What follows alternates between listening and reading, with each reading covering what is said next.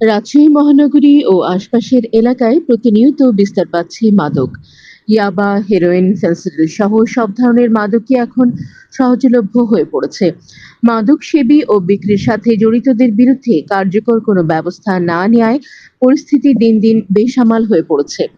রাজশাহী মহানগরীর উপশহর তেরখাদিয়া, পদ্মা আবাসিক এলাকা সহ অভিজাত মহল থেকে শুরু করে নিম্ন স্তর পর্যন্ত সবখানেই সৃষ্টি হয়েছে মাদকের ভয়াল থাবা।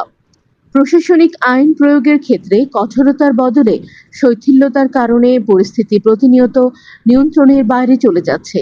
সেই সুযোগে মাদক সিন্ডিকেট চাঁপাইনবাবগঞ্জ, শিবগঞ্জ, গোদাগাড়ী ও রাজশাহী মহানগরীতে মাদকের অভয়ারণ্য গড়ে তুলেছে। একই সাথে এক শ্রেণীর মাদকাসক্ত তরুণ তরুণী দিনে ও রাতে আলো আঁধারির খেলায় মত্ত।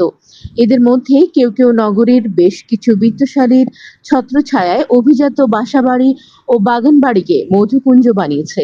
এসব জায়গায় চলে মাদক সেবনের পাশাপাশি আনন্দ ফুর্তির নানা আসর।